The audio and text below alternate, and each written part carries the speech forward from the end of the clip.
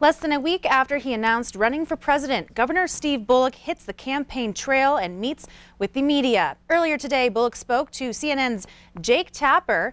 They talked about abortion laws, Citizen United, and the Mueller report. But Bullock says he's focused on other issues.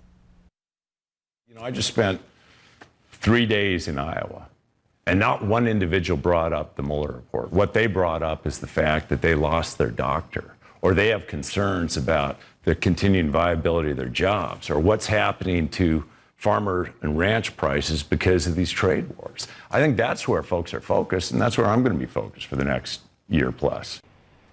Now, Bullock announced his run last Tuesday, making him the 22nd Democrat to run in the 2020 presidential elections.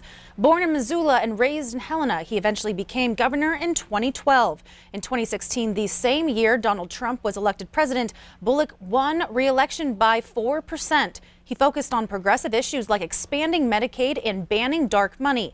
On his decision to run for president, he says he has spent his career working with Republicans. He says that's how Democrats can make progress nationally, too.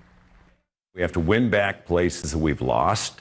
I've done that, but we also have to bridge some of the divides. I mean, more than just winning. I was the only Democrat in the country to get reelected statewide in a state where Trump won.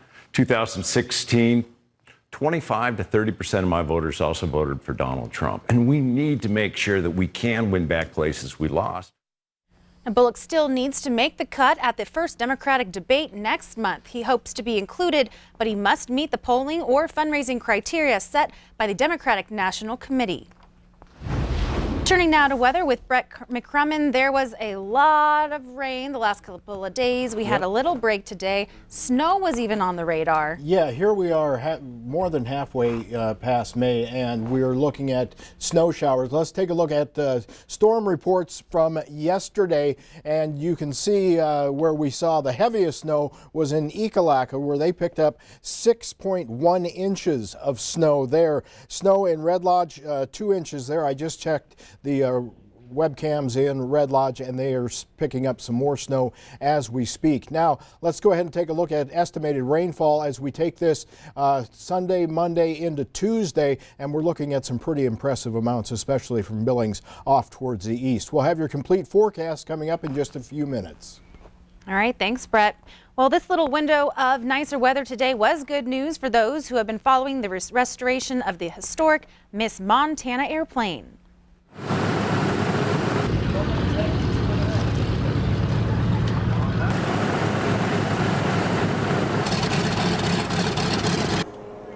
Today's blue skies presented the perfect window for this historic aircraft to begin its journey.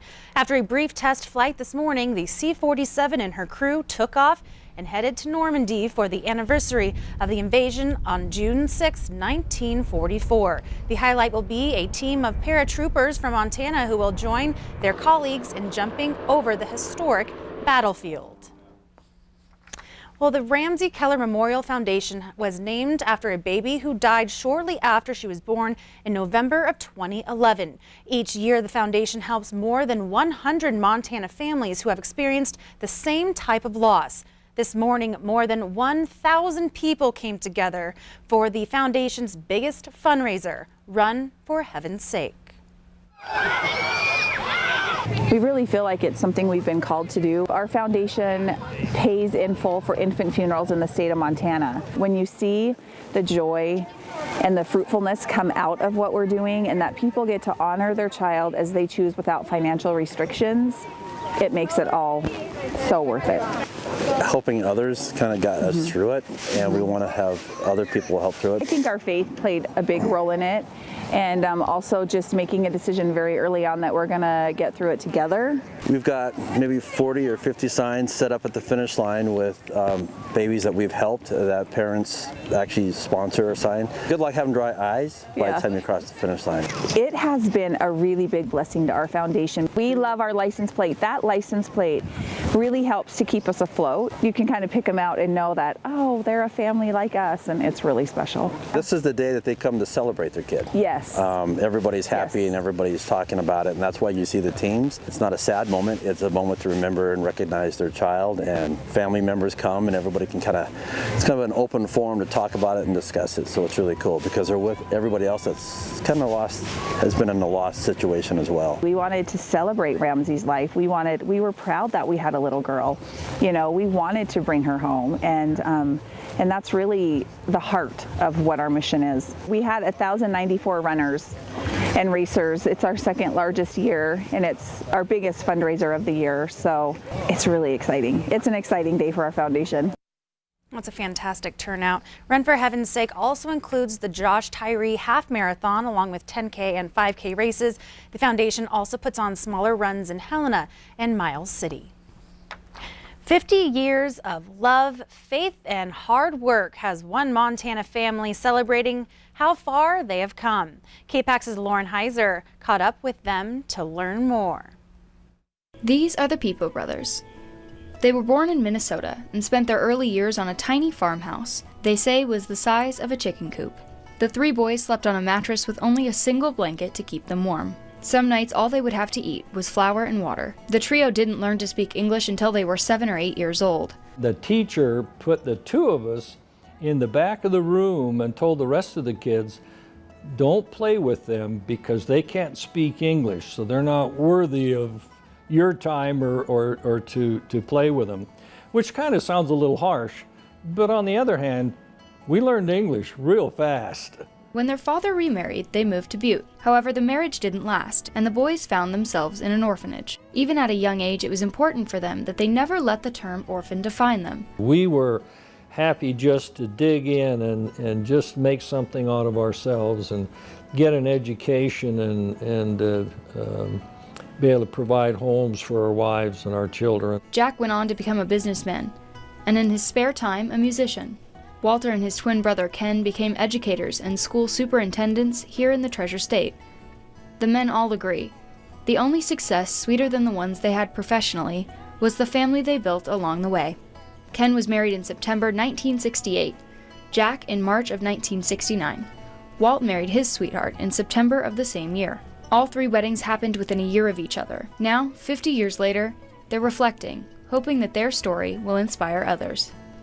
Without a strong role model to teach them about healthy relationships, the boys had to learn quick. So we had to learn kind of by the seat of our pants as we went along. It's been a whirlwind ride. Why she has stuck around for 50 years is still beyond me.